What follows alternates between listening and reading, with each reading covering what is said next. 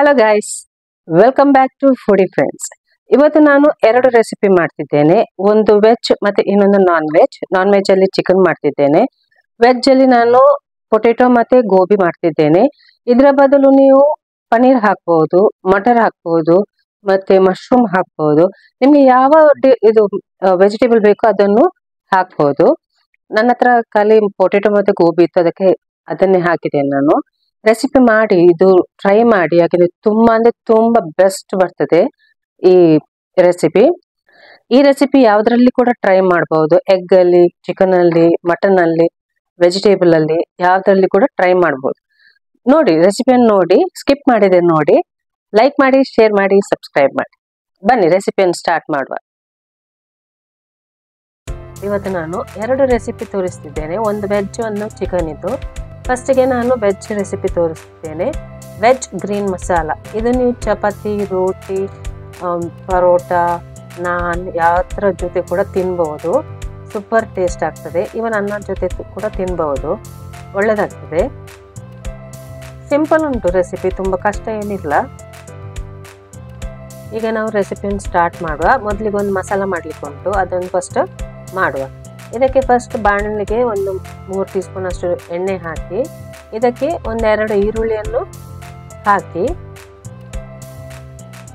ಇದಕ್ಕೆ ಸ್ವಲ್ಪ ಜಿಂಜರ್ ಮತ್ತೆ ಗಾರ್ಲಿಕ್ ಕೂಡ ಹಾಕ್ಲಿಕ್ಕೆ ಉಂಟು. ಮತ್ತೆ ಇದನ್ನು ಸ್ವಲ್ಪ ಫ್ರೈ ಮಾಡಿ.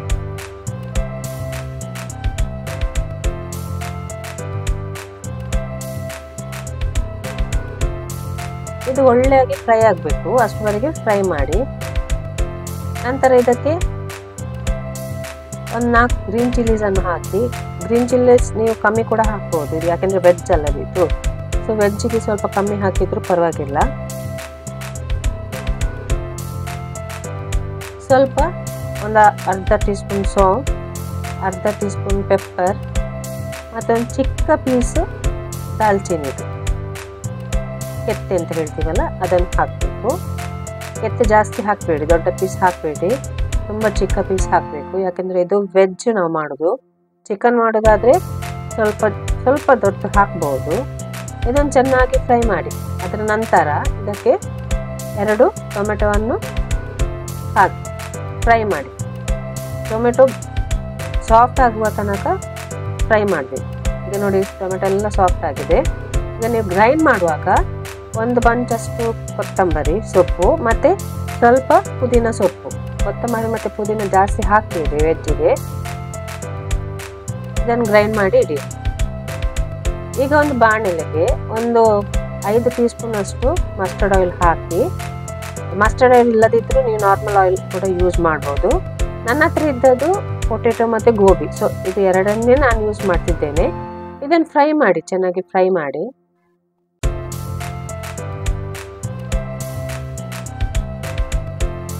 ನೀವು ಇದಕ್ಕೆ ಪನ್ನೀರ್ ಹಾಕ್ಬೋದು, ಮಶ್ರೂಮ್ ಹಾಕ್ಬೋದು, ಮಟರ್ ಹಾಕ್ಬೋದು, ನಿಮಗೆ ಯಾವ್ದು ಬೇಕೋ ಅದು ಹಾಕ್ಬೋದು. ಇದನ್ನು ಸ್ವಲ್ಪ ಫ್ರೈ ಮಾಡಿ.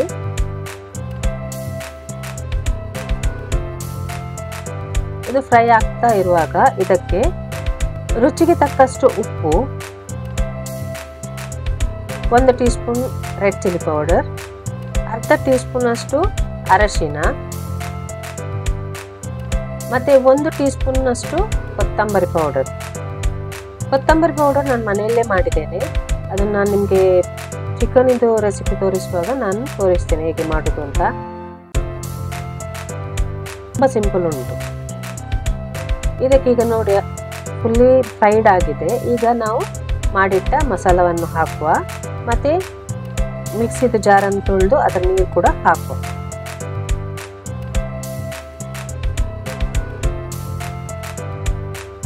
ನಂತರ ಒಂದು ಲೈಮನ್ನು ಹಿಂಡಿ.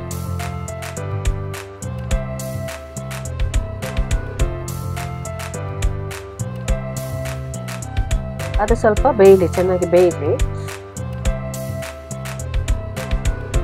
ಸ್ವಲ್ಪ ನೀರು ಹಾಕಿ, ತುಂಬ ದಪ್ಪ ಇದ್ದರೆ ಸ್ವಲ್ಪ ನೀರು ಹಾಕಿ, ಯಾಕೆಂದ್ರೆ ಮತ್ತೆ ಪುನಃ ಡ್ರೈ ಆಗ್ತದೆ ಅದು.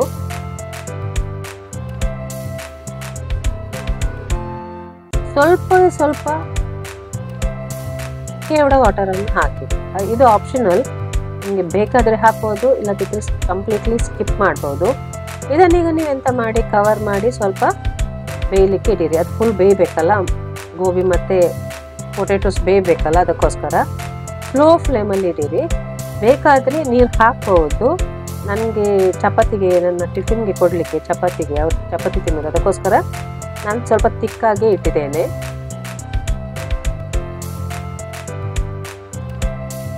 ಇದನ್ನು ಕವರ್ ಮಾಡಿ ನಾನು ಬೇಯಲಿಕ್ಕೆ ಇಡ್ತೇನೆ. ಈಗ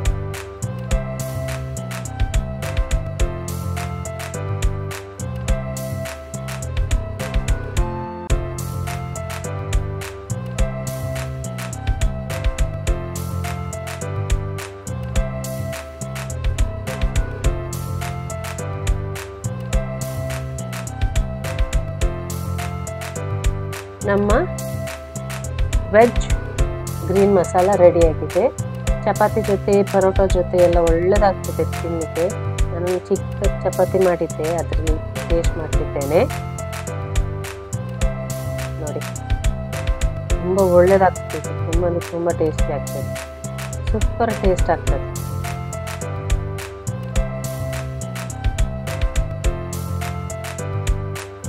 ಈಗ ನಾನು ಸೇಮ್ ರೆಸಿಪಿಯನ್ನು ಚಿಕನಲ್ಲಿ ಮಾಡ್ತಿದ್ದೇನೆ. ಸ್ವಲ್ಪ ಡಿಫ್ರೆನ್ಸ್ ಮಾಡ್ತಿದ್ದೇನೆ, ಅಂದರೆ ಸ್ವಲ್ಪ ಒಂದು ಚೂರು ಆಚೀಚೆ ಮಾಡ್ತಿದ್ದೇನೆ. ಅದು ನಾನು ಹೇಳ್ತೇನೆ, ವಿಡಿಯೋ ಆಗುವಾಗ ಹೇಳ್ತೇನೆ ನಾನೇನು ಎಕ್ಸ್ಟ್ರಾ ಹಾಕಿದ್ದೇನೆ ಅಂತ. ಅದನ್ನು ಬಿಟ್ಟು ಬೇರೆ ಎಲ್ಲ ಸೇಮ್ ಉಂಟು. ನೋಡೋ ರೆಸಿಪಿಯನ್ನು ಬನ್ನಿ. ಈಗ ನಾವು ಚಿಕನ್ ಗ್ರೀನ್ ಮಸಾಲ ಹೇಗೆ ಮಾಡೋದು ಅಂತ ನೋಡ. ಮೆಥಡ್ ಸೇಮ್, ಎಲ್ಲ ಸೇಮ್. ಒಂದೆರಡು ಕಡೆ ನಾನು ಸ್ವಲ್ಪ ಎಕ್ಸ್ಟ್ರಾ ಬೇರೆ ಇದು ಮಾಡಿದ್ದೇನೆ, ಯಾಕಂದರೆ ಇದು ಚಿಕನ್ ಅಲ್ವಾ. ಸೊ ಅದಕ್ಕೋಸ್ಕರ ಸ್ವಲ್ಪ ಫ್ಲೇವರ್ ಬರಲಿಕ್ಕೋಸ್ಕರ ನಾನು ಅದನ್ನೆಲ್ಲ ಆ್ಯಡ್ ಮಾಡಿದ್ದೇನೆ. ಅದು ಬಿಟ್ಟರೆ ಬೇರೆ ಎಂಥ ಚೇಂಜಸ್ ಮಾಡಲಿಲ್ಲ ನಾನು.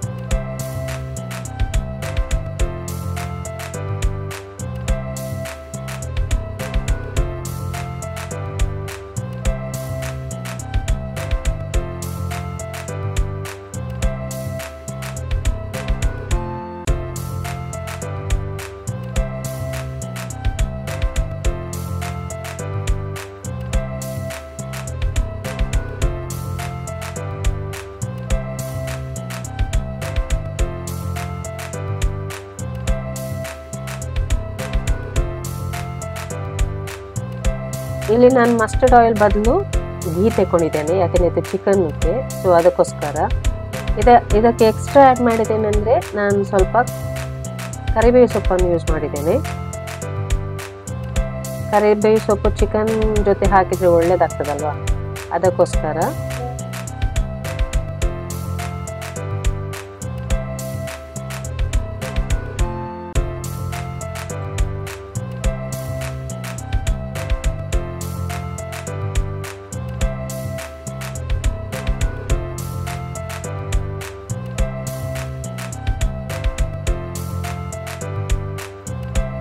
ನನ್ನ ಹತ್ರ ಕೊತ್ತಂಬರಿ ಪೌಡರ್ ಇರಲಿಲ್ಲ, ಅದಕ್ಕೋಸ್ಕರ ಮಾಡ್ತಿದ್ದೇನೆ. ಕೊತ್ತಂಬರಿಯನ್ನು ತಗೊಂಡು ಸ್ವಲ್ಪ ಒಳ್ಳೆ ಮಾಡಿ ಫ್ರೈ ಮಾಡಿ, ಸ್ಲೋ ಫ್ಲೇಮಲ್ಲಿ ಇಟ್ಟು ಫ್ರೈ ಮಾಡಬೇಕು. ಹೈ ಫ್ಲೇಮಲ್ಲಿ ಇಟ್ಟರೆ ಫುಲ್ ಬರ್ನ್ ಆಗ್ತದೆ. ಇದನ್ನೊಂದು ಮಿಕ್ಸಿಗೆ ಹಾಕಿ ಗ್ರೈಂಡ್ ಮಾಡಿ. ಆಯಿತು, ನಮ್ಮ ಕೊರಿಯಂಡರ್ ಪೌಡರ್ ರೆಡಿ. ನಾನು ಯಾವಾಗ ಸಹ ಎಲ್ಲ ಪೌಡರನ್ನು ಮಾಡಿ ಇರೋದು, ಒಂದೊಂದು ಟೈಮ್ ಇನ್ನೂ ನಾನು ಪೌಡರ್ ಮಾಡಿ ಹಾಕ್ತೇನೆ ರೆಸಿಪಿ ಜೊತೆ. ಓಕೆ, ಈಗ ನಾವು ರೆಸಿಪಿಗೆ ಬರುವ. ಇದಕ್ಕೆ ನಾನು ಕೊತ್ತಂಬರಿ ಪೌಡರ್ ಹಾಕ್ತಿದ್ದೇನೆ, ರೆಡ್ ಚಿಲ್ಲಿ ಪೌಡರ್ ಸೇಮ್ ನಾನು ವೆಜ್ ಚಿಕನ್ ಮಾಡಿದರೆ ಸೇಮ್ ಎಲ್ಲ. ಟರ್ಮರಿಕ್ ಪೌಡರ್, ಸಾಲ್ಟ್ ಮತ್ತೆ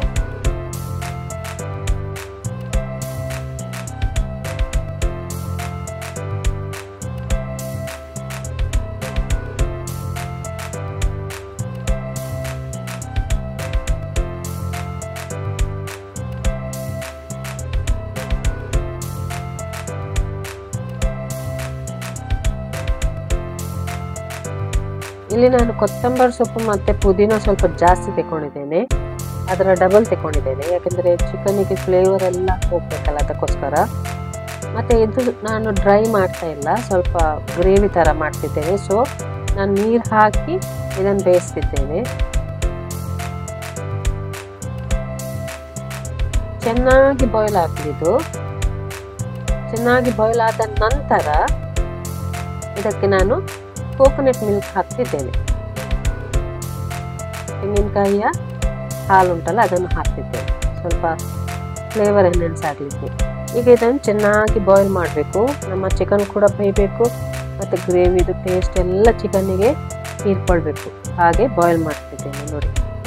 ಈಗ ನಮ್ಮ ಗ್ರೀನ್ ಚಿಕನ್ ಮಸಾಲ ರೆಡಿಯಾಗಿದೆ, ಆರ್ ಚಿಕನ್ ಗ್ರೀನ್ ಮಸಾಲ ರೆಡಿಯಾಗಿದೆ. ಈ ರೆಸಿಪಿಯನ್ನು ಖಂಡಿತವಾಗಿ ಟ್ರೈ ಮಾಡಿ ಮತ್ತೆ ಕಮೆಂಟ್ ಹಾಕಿ ಹೇಗೆ ಆಗಿದೆ ಅಂತ. ಈ ವಿಡಿಯೋ ಇಷ್ಟ ಆದ್ರೆ ಲೈಕ್ ಮಾಡಿ, ಶೇರ್ ಮಾಡಿ, ಸಬ್ಸ್ಕ್ರೈಬ್ ಮಾಡಿ. ಎಲ್ಲರಿಗೂ ಶೇರ್ ಮಾಡಿ. ಮತ್ತೆ ಯಾರೆಲ್ಲ ಸಬ್ಸ್ಕ್ರೈಬ್ ಆಗಲಿಲ್ಲ ಪ್ಲೀಸ್ ಸಬ್ಸ್ಕ್ರೈಬ್ ಆಗಿ, ಮತ್ತೆ ಬೆಲ್ ಐಕನ್ ಅನ್ನು ಒತ್ತಿ, ಆಗ ನನ್ನ ಎಲ್ಲ ವಿಡಿಯೋಸ್ ನಿಮಗೆ ಸಿಗ್ತದೆ. Thank you.